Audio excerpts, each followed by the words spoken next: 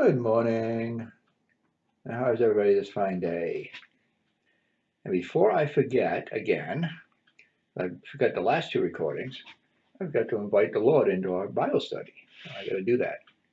Dear Heavenly Father, and Lord, I so apologize, and please forgive me for forgetting to pray the last two times, and that you, I always want to keep in mind that you are welcome into our Bible study, and that you come in and help us to understand your word, and you can be here and help us to be ever faithful to your word. In Jesus' precious name I pray. Amen. I actually feel guilty. I almost re-recorded yesterday's only because it bothered me after I got done that I forgot to pray. So I got, hopefully the Lord forgave me and that he's there with me trying to help me understand this. But today we're going to do the parable of Aholah and Aholibah. And that can be, by the way, that can be spelled either an O or an A. I've seen it both ways in different versions of the King James Bibles. And it's Ezekiel 23, and I'm going to break this particular chapter down in probably either 3 or 4 lessons. It's a little bit long one. And just to kind of go back to our outline a little bit, just so we remember where we're at. Let's take a look at our outline again. And right now we haven't quite got to Ezekiel 24 yet. So that'll be sometime next week. We'll finish up 23 this week, and maybe even 24 is kind of short. That may get finished this week, maybe not. And then we get to move into a new stage. That's Ezekiel 25 through 32. And it's kind of interesting because we're going to actually be looking at the nations around Jerusalem and God's judgment on those. And then we're going to start getting into the more prophetic prophecy part of the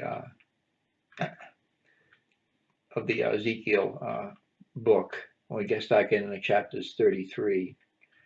33 is actually where the actual destruction of Jerusalem actually happens. So we'll see that. And then we'll move into prophecy, starting more in Ezekiel 33 through 37 is the prophecy of Daniel's 70th week time frame. And then also the moving into the Millennium Kingdom in chapters 38 through 40.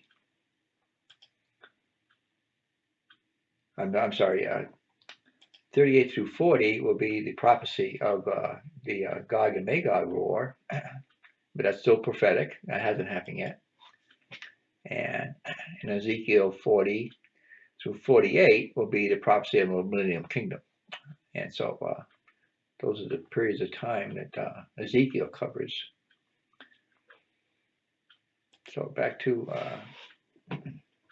and just to give a little overreach of this particular, we're talking about the North and South Kingdom, and I don't know if I've ever shown a map, but if you look at this map, the blue area is called the Kingdom of Israel. Now I know the whole country is called Israel, but in this particular time frame, this is about, if you look at this is about 700 BC. It would be when after Solomon, who had the entire kingdom as one, after he broke up, it broke up into 2 kingdoms. This northern kingdom became more of an idol worshiping. They kind of resorted back to idol worship and didn't want anything to do with the temple. So they kind of separated from the southern kingdom. And so the northern kingdom became known as the Kingdom of Israel or Samaria. And then the southern kingdom, that gold part you see there, the Kingdom of Judea, which included Jerusalem and the temple. And so this parable we're going to say today is a little bit about that. And just so we have this map up over here already, when we get into chapters 25 through 32, here's all of the surrounding area of this particular time frame, around 600 BC, of all the different countries that are around modern Israel. And some of them today, I can even almost visualize are represented here. You see this where it says Palestine city-states. That's the Gaza Strip, more or less. And the PLO is kind of a heavy influence there. Kind of interesting how things haven't changed a whole lot in 2,500 years. And over here we see King of Moab and the Kingdom of Ammon. That general area there is actually is where Jordan is, a little bit more than that. See Damascus up here, that's still there ever since then. And we're going to talk a little bit about Assyria today. And you can see where the Assyrian Empire was back then.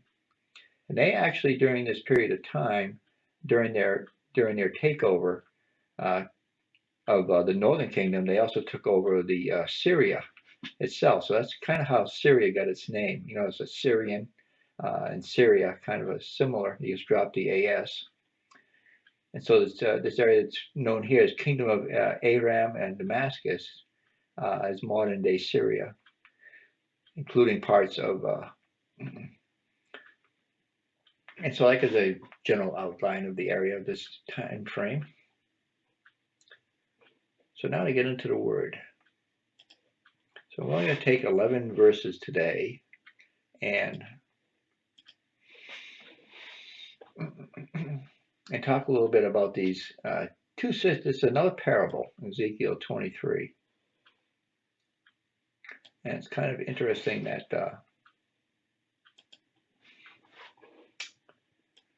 Ezekiel here, through God is the one that actually gave him in this parable. But it's kind of fascinating how God continues to use all through history this symbology of a husband and wife relationship. And in this case, he's calling his idolatrous wife the daughters of a woman with two daughters, is the way he's putting it. So the word of the Lord came unto me, saying, Son of man, there were two women, the daughters of one mother. So these women we're going to talk about. And they're going to be symbolically, they're going to be represented by the northern kingdom and the southern kingdom. And mostly tonight, we're going to talk about, this morning, we're going to talk about the northern kingdom, just a little review about what was going on in that time frame. Now, I know we're talking mostly about the Babylonian, but this happened about the Assyrians took over this empire, this northern portion, about 710 BC. Actually 721 BC is when Israel was captured by the Assyrians. So I'll give you time. So it was about 150 years before what we're talking now. So it was already had happened. But here in Ezekiel 23, Ezekiel is giving a brief history of how the northern kingdom had fallen into adultery, and God had allowed Assyria to take them over and to punish them, and how the fact that even though they saw what happened to the northern kingdom, now the southern kingdom, or Judea, is going to do a similar thing, and so that's what is being represented by this parable. So over in Jeremiah 3:7, talking about not heeding the warnings, Jeremiah was prophesying about this thing, and I'll just read a couple of verses here. And I said, after she had done all these things, Turn now unto me, but she returned not, and her treacherous sister Judea saw it.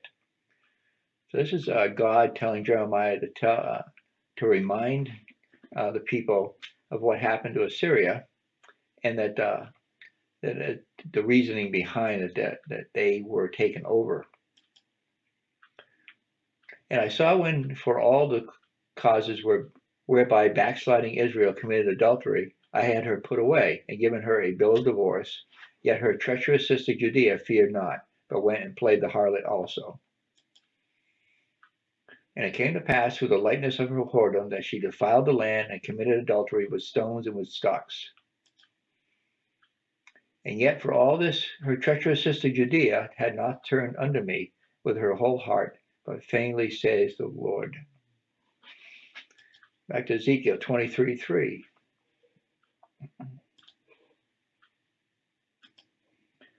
And they committed whoredoms in Egypt. They committed whoredoms in their youth. They were their breast pressed, and there were bruised their teats of their virginity. Kind of interesting how God always uses the symbology of the harlot to when the nations don't do as He expected them to do, that they were basically idolatrous, and He uses the terms of being a harlot, and that's why He divorced them and punished them. And over in Joshua 24:14, Joshua speaks about this a little bit. Now therefore fear the Lord and serve him in sincerity and in truth, and put away the gods which your fathers served on the other side of the flood and in Egypt, and serve ye the Lord. Now come to realize that what happened here is that the northern kingdom, during this breakup between when the northern kingdom separated from Judea, they didn't want to serve in the temple. They wanted to do things their own way, and they basically returned to the Egyptian gods. And if you remember, when they came out of captivity in Egypt, then one of the first things that happens is when they got to the Mount Sinai, as they set up this golden calf and started worshiping it, while Moses is up on the hill getting the 10 Commandments from God. And it's kind of the same thing that happened in the northern kingdom, as that the king at that time frame was Jeroboam, and he actually set up 2 places of worship in the northern kingdom using calves, these golden calves. So you're going to see a little bit here of where God talks a little bit about that particular. That's why He said here that you serve the gods of your fathers. So you're doing something that's similar to what your fathers did. We're going all the way back to let's see, when did the Exodus happen? It was 1491 was the Exodus, and so we're talking at this time frame, that was 900 years ago. So here God is reminding them that they're going right back into what He punished the fathers of Israel before. Also in James 4:4, ye adulterers and adulteresses, know ye not that the friendship of the world is enmity with God? Whosoever therefore will be a friend of the world is an enemy of God. Hosea mentions over in 2:15, and I will give her vineyards from thence, and the valley of Achor for a door of hope, and she shall sing there as in the days of her youth, and as in the days when she came up out of the land of Egypt. Again, reminding the northern kingdom of all the things that they did to talking about the Egyptian worship is what He's talking about when He said in Ezekiel 23:3, and they committed whoredoms in Egypt. So that's the whoredoms we're talking about here. And it was done during their youth, so God gave them a little bit of a pass because they were young and that they were youthful. But here we are 700 years later, and they're getting back into it again, so they should have learned their lesson. Is the way I kind of read that. So verse 4 of chapter 23. The names of them were, we're going to get into the names of, God is giving this parable to Ezekiel, and He's using these 2 names. It's interesting what the names mean. And the names of them were Aholah the elder and Aholibah her sister, and they were mine, and they bare sons and daughters. And thus were their names: Samaria as Aholah, that'd be the northern kingdom, and Jerusalem as Aholibah, and that would be the southern kingdom.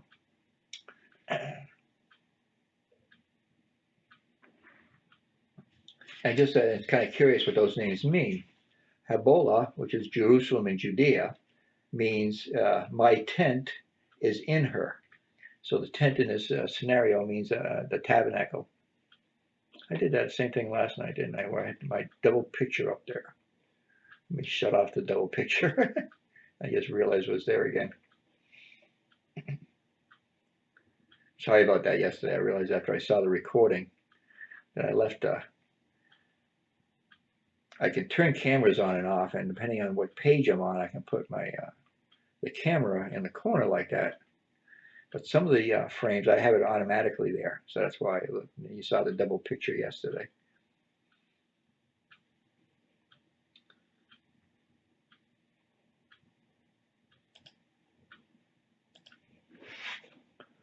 So where was I? So I was talking about so it means my tent is in her, and that means that Jerusalem is where the temple is, and that's where God's house is. And so we see that over in 1 Kings 8:29, reference to that. That thy eyes may be open toward the house night and day, even toward the place which thou hast said, my name shall be there, and that thou mayest hearken unto the prayer which the servant shall make toward this place. Also in Psalm 76:2. In Salem, and believe it or not, Jerusalem has Salem in it. Have you ever seen that when they talk about the king there, that there's both a king and a priest. It's talking about that Jesus is said to be just like him, which is the I'll think of his name in a minute. No, I can't think of his name. After the order of Melchizedek. Melchizedek was a king way before Israel was even mentioned, and it's after the order of Melchizedek that Jesus was in line of, and he was the king of Salem. So that this is the verse that helps us identify what Salem is, and it says here, in Salem also is his tabernacle, and his dwelling place in Zion. So this is indicating that God's tabernacle, or his house, is in Salem, and that it's in Zion. We know Zion to be the area of Jerusalem. So I thought I'd point that out too. So, and then Aholah means her own tent. So basically that means that she set up her own tent. So she set up idol worship, these two places that had, she set up idols in. We see this talked about in 1 Kings 12. And I got quite a few verses here to read in 1 Kings 12 to explain about this whole idea of the northern kingdom. I thought it was a great passage for that. And it came to pass, when all Israel heard that Jeroboam was come again, that they sent and called him unto the congregation, and made him king over all Israel. There was none that followed the house of David. Now, pay attention to this verse here. There was none that followed the house of David, but the tribe of Judah only. So that ends up being the southern kingdom. And we jump down to verse 26. And Jeroboam said in his heart, now shall the kingdom return to the house of David. If this people go up to do sacrifice in the house of the Lord at Jerusalem, then shall their heart of these people turn again unto the Lord, even unto Rehoboam, king of Judea. So in other words, in this case, Jeroboam was jealous that the Jerusalem had the temple, and he didn't want the people going down there to worship. So that's why he set up his own temples in the northern kingdom. That's what's talking about here. Then shall the heart of the people return again unto their Lord, even unto Rehoboam, which was the king of Judea at that time. And they shall kill me and go again to Rehoboam, king of Judea. Whereupon the king took counsel and made 2 calves of gold, and said unto them, it is too much for you to go up to Jerusalem. Behold thy gods.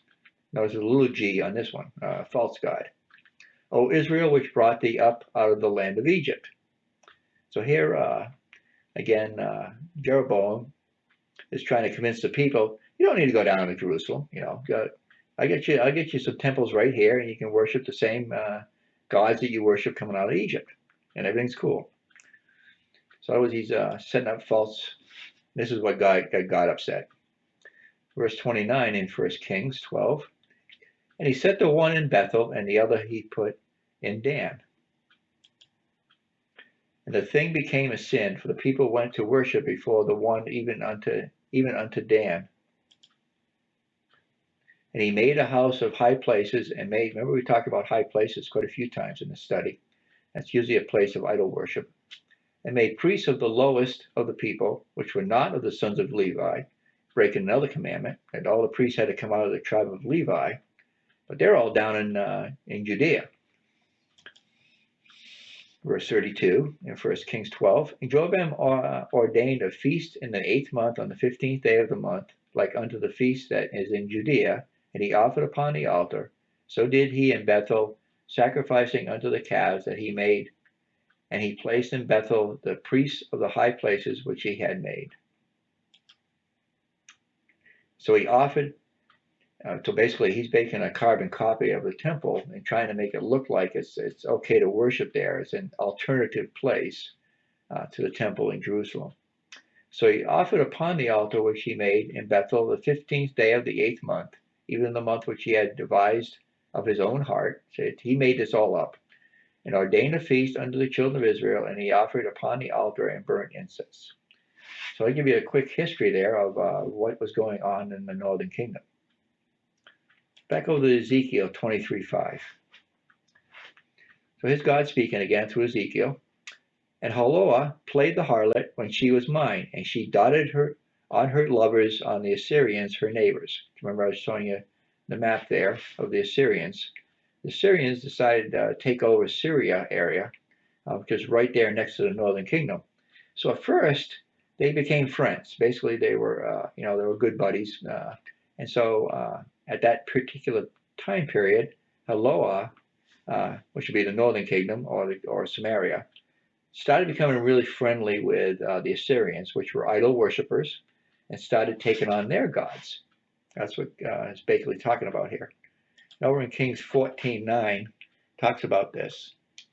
But hast done evil above all that were before thee, for thou hast gone and made thee other gods and molten images to provoke me to anger, and hast cast me behind thy back. Jumping down to verse 16. And he shall give Israel up because of the sins of Jeroboam, who did sin and who made Israel to sin. And also over in verse 31, and it came to pass as if he had been a light thing for him to walk in the sins of Jeroboam, the son of Nebat, that he took to wife Jezebel, the daughter of Ethabel, king of Zidonians, and went and worshipped Baal and worshipped him. So this is where Baal worship comes in. We talked about that quite a bit the other day when we were talking about the Baal worship and sacrificing children to Baal. And he reared up an altar for Baal in the house of Baal, which he built in Samaria. So you can see that basically these are a good review of the sins of the northern kingdom. Well, meanwhile, back in, I'll mention at the end here. So back over to Ezekiel 23:6, which were clothed with blue captains and rulers, all of them desirable young men, horsemen riding upon horses. Thus she committed her whoredom with them, with all of them that were the chosen men of Assyria, and with all of whom she dotted with her their idols, she defiled herself. So basically, they got really friendly with the Assyrians. So they started mimicking all the things that Assyria was doing to make to be friends. And you can almost see that same thing happening. Today's. It's amazing to me as I read Ezekiel how much of this stuff is even happening today. When you think about people that give in to worldly desires, forgetting about God. And we may not worship golden calves anymore, but we have worships. We have idols that we worship that maybe aren't so noticeable, like power and money and going after things that please us rather than pleasing God. So that's basically what Ezekiel is trying to convince these people, is that what the southern kingdom is doing now is exactly what the northern kingdom did. So continuing over in Hosea 5:3. I like the little book of Hosea. It's really a neat little book if you ever get a chance to read the whole thing. But really, in a nutshell, Hosea had decided to marry a Gentile woman who was someone who was ended up being a prostitute. Actually committed adultery. But it was a very symbolic message to what was happening to the northern kingdom, where Hosea was faithful and true. He was a great prophet, but his wife was actually going off and doing all these worldly things that got her tied up with the wrong crowd, and she ended up going with another man. And that in the end of the story, the man tossed her away uh, after he had done with her, and she ended up in the slave market.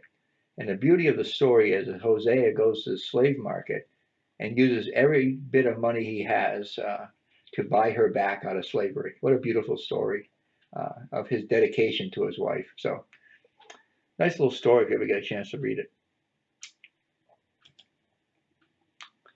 And Hosea 6:10, I have seen a horrible thing in the house of Israel. There is whoredom of Ephraim. Israel is defiled.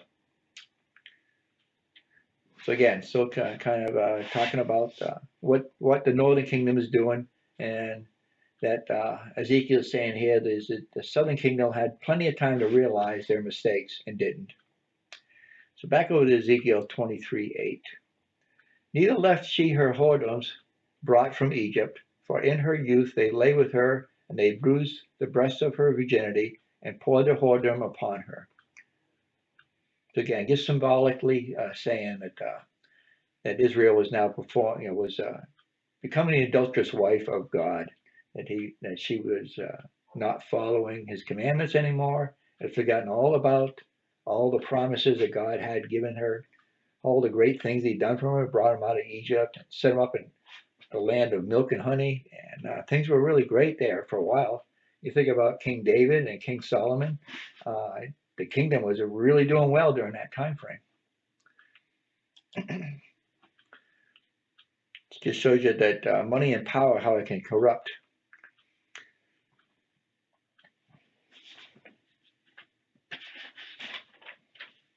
Oh, by the way, I meant to mention that, talking about Hosea a little bit, he was actually a prophet to the northern kingdom. So that's why I've mentioned him a few times. And that he prophesied, he lived from 760 BC to 710 BC. So that was his period of time of prophecy, and mostly to the northern kingdom. He was working alongside Amos, and the other prophets at that time frame for the southern kingdom of Judea was Isaiah and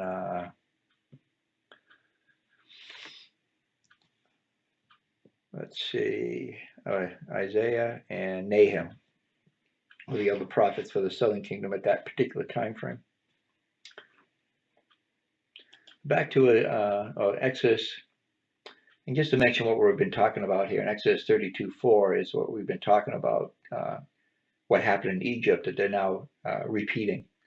And received them at their hand and fashioned it with a graving tool after he had made it a molten calf. And they said, These be thy gods, O Israel, which brought thee up out of the land of Egypt. So back to Ezekiel 23:9.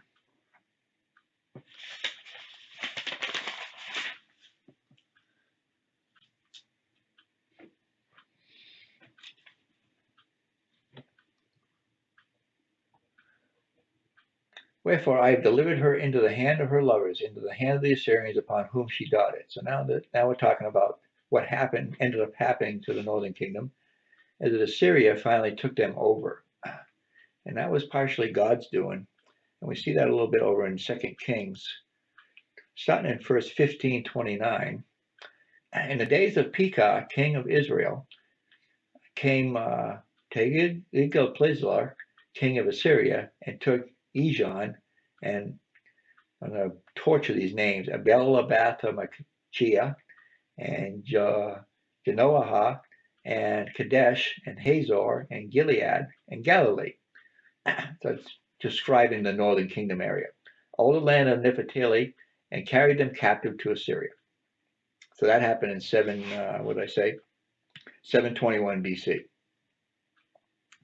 Now jumping up to chapter 18 of 2 Kings, starting in verse 9, and it came to pass in the 4th year of King Hezekiah, which was the 7th year of Hosea, son of Eli, king of Israel, that Shalmaneser, king of Assyria, came up against Samaria and besieged it. So this is when it actually happened. I think it happened in 2 phases. Basically, they took the northern part where Galilee is, in that general area, and then Assyria kept pushing south. The actual capital of the northern kingdom was Samaria. So that's why he keeps saying here in Samaria. And that's when the entire uh, northern kingdom fell, is when they took over Samaria. So that's in 2 Kings 18, what I'm reading now. Hosea, king of Israel, Samaria was taken after a siege. And the king of Assyria did carry away Israel under Assyria, and put them in Heleah and Habar by the river of Gozan, and in the cities of the Medes. Because they obeyed not the voice of the Lord their God, but transgressed his covenant, and all that Moses the servant of the Lord commanded, and would not hear them nor do them. And again, just like he's doing now with the southern kingdom, the northern kingdom, he sent prophets, he sent many people to try to convince them to change their ways. They didn't change either. So that's kind of what we're talking about here a little bit. Okay. Ezekiel 23:10.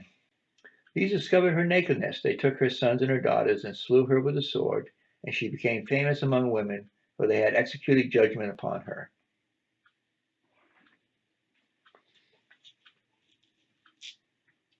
And I think the important message here is that basically that God is in control of all kingdoms. He raises kingdoms up and he takes them down. And we see over in Jeremiah 22:8 and 9. And many nations shall pass by this city, and they shall say, even this is Samaria they're talking about here, and shall say every man to his neighbor, wherefore hath the Lord done thus unto this great city? Then they shall answer, because they have forsaken the covenant of the Lord their God, and worshipped other gods and served them. So Jeremiah is saying here, remember, he was prophesying to the southern kingdom. He was in Jerusalem. So he's he's even reminding the people in the southern kingdom, look what happened to the northern kingdom. You guys better pay attention. And of course they didn't. Okay, Ezekiel 23:11. And when her sister Aholah saw this, she was more corrupt in her inordinate love than she, and her whoredoms more than her sister in her whoredoms. So it's basically saying that Jerusalem is looking at the northern kingdom and basically saying, aha, you got yours, kind of like saying that, we're good down here, but you're not good up there. They took you. But Ezekiel is going to say here, coming up in the next half of this chapter, is that, nope, you're doing the same thing that northern kingdom did. So jumping over into Jeremiah 3:8 through 11. And I saw when for all the causes whereby backsliding Israel committed adultery, I had her put away and given her a bill of divorce. Notice how he uses the same terminology you would in a marriage. So he's basically given Israel, the northern kingdom, divorce. Yet her treacherous sister Judea feared not, but went and played the harlot also. And it came to pass through the lightness of her whoredom that she defiled the land and committed adultery with stones and with stocks. And yet for all this her treacherous sister Judea hath not turned unto me with her whole heart, but feignedly saith the Lord. And the Lord said unto me, the backsliding Israel has justified herself more than treacherous Judea. In other words, based on the fact that Judea didn't learn its lesson by watching Israel, actually Israel isn't quite as bad as Judea is, because they have a good example to realize that why their turn is going to be next. So I'm going to stop there for today, and tackle the other half of this parable tomorrow, which is basically the sister Judea, or Aholibah. I know I'm probably torturing that name, but bear with me. So let's end with a prayer. Oh, dear Heavenly Father, thank you so much for this time to look into your word. And that we can see the great examples that you set all through history of how to be in your good, how a nation can be honoring to you, and how it can fall by the adulterous ways and idol worship that our predecessors did also. And that we can learn our lesson and learn to look at history and realize what we need to do to to be in your, can't think of the right word, Lord. I think you know my heart, Lord. And so, thank you so much for this day, and thank you so much for all you do. In Jesus' precious name I pray. Amen. So I'll talk to you all again tomorrow. Have a great day.